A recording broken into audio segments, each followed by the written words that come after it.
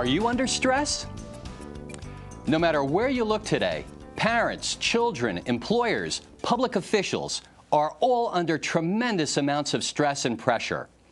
Helping us understand more about how to turn stress into success, I have as my special guest Dr. Alan Weg, a New Jersey licensed psychologist. He is founder and director of Stress and Anxiety Services of New Jersey, an independent practice in East Brunswick, specializing in individual as well as group cognitive behavioral treatment of anxiety disorders and body-focused repetitive behaviors, such as compulsive hair pulling or skin picking in children, adolescents, and adults. Over 75% of clients in his practice present with a primary diagnosis of obsessive-compulsive disorder. Dr. Weg is also co-founder and vice president on the board of directors of OCD New Jersey, a nonprofit organization dedicated to raising public awareness and educating the lay and professional community about OCD and its treatment. In addition, he has been a field clinical supervisor for graduate students at the Graduate School of Applied and Professional Psychology at Rutgers University since 1991. Over the years, he has presented dozens of times to many professional mental health organizations on the topic of cognitive behavioral therapy treatment of anxiety disorders and body-focused repetitive behaviors. Dr. Weg is also on the board of directors of the Middlesex County Psychological Association and on the steering committee of the New Jersey Association of Cognitive Behavioral Therapists. He has received certifications both from the Trichotillomania Learning Center as well as the International OCD Foundation's Behavioral Therapy Training Institute. Dr. Weg has appeared on several cable TV talk shows and was most recently featured on the ABC News show Primetime, which focused on the treatment of kids with OCD. Dr. Weg has contributed a book chapter entitled Storytelling and Use of Metaphor in the Treatment of OCD in the Social Worker's Desk Reference, 2nd edition, Oxford University Press in 2008, in response to a specific request by the editor-in-chief. His own book, OCD, Treatment Through Storytelling, A Strategy for Successful Therapy, will be published by Oxford University Press later this year. Dr. Alan Weg, welcome to the Wellness Spotlight. Hi, Ken. Thanks for having me here. Alan, tell me, what was it that made you become a psychologist? I think I'm one of the few people that can say that I've wanted to be a psychologist ever since I was a young adolescent. I had friends who were struggling with things like depression, and found myself being very empathic, and people were just drawn to speaking to me about some of their difficulties, and I found it very gratifying, and it kind of went from there. And could you tell us the difference between being a psychologist and being a psychiatrist? Okay, well, they're really very different. Psychiatrist is a medical doctor, a physician, who specializes in psychiatric conditions, mental illnesses, in the same way that a cardiologist would specialize in heart conditions. Psychologist is not a medical professional, but is trained as a therapist. And could you tell us a little bit about where you studied? Well, I got my doctorate from Rutgers University, right around the corner here. But I got my master's degree up in Fairleigh Dickinson in Madison, and my undergraduate degree at Cortland State University, which is a SUNY school in upstate New York. Alan, you know, no matter where you look today, it seems like people are explaining so much about what's going wrong with their life based upon stress. Do we have more stress now than people had years ago than, say, our grandparents had? Or does it just seem like we have more? It's hard to know for sure, but I guess I would say that the stress is really very different. It's less about are we going to get food on the table and working long, hard days, although that for sure happens plenty as well. But I think that we live a very, very fast-paced life compared to our grandparents or most of our grandparents. And that's extremely stressful for very many people. How do you define stress?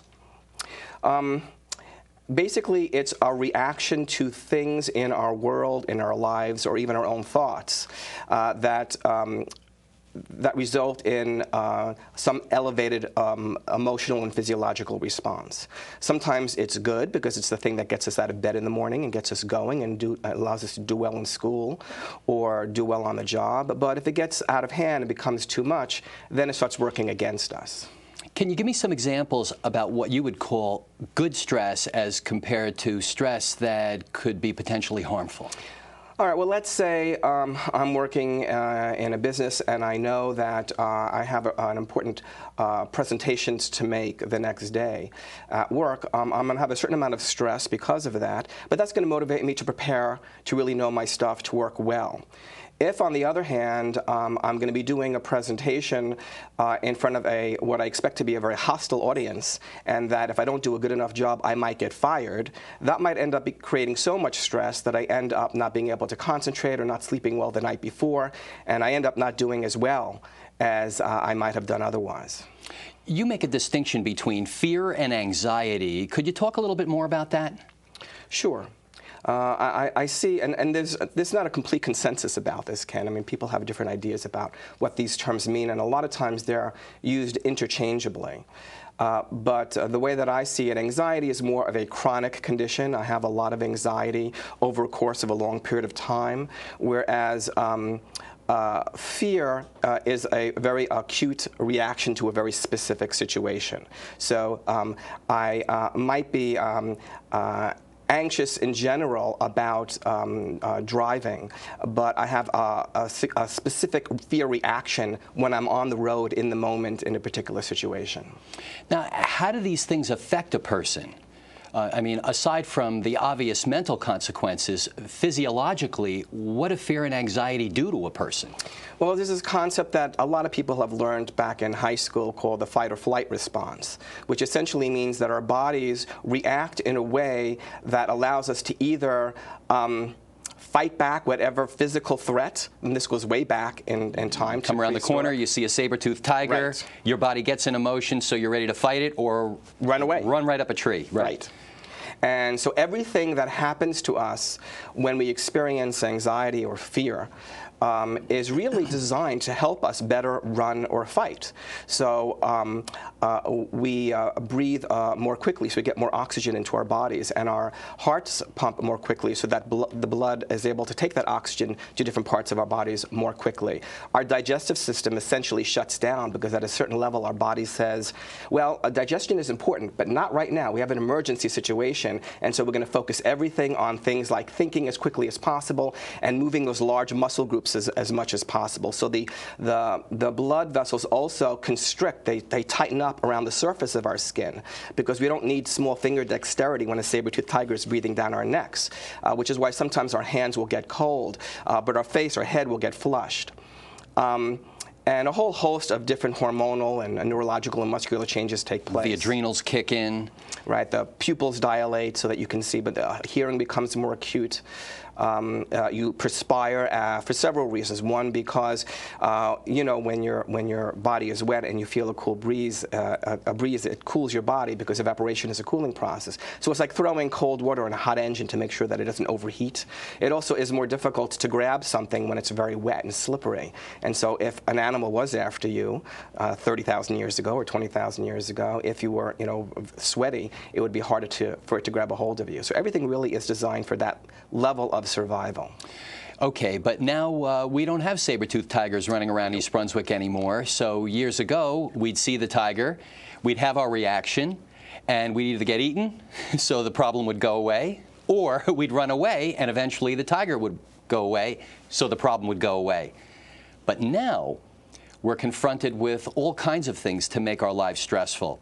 We are concerned about being able to make ends meet in the economy. We see the fluctuations in the stock market and wonder whether or not our retirement is going to be there.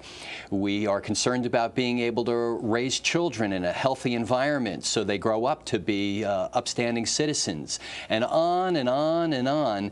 So it seems like the fear may have a tendency of not going away, you know, or the anxiety may not go away. What's the long-term effect of this?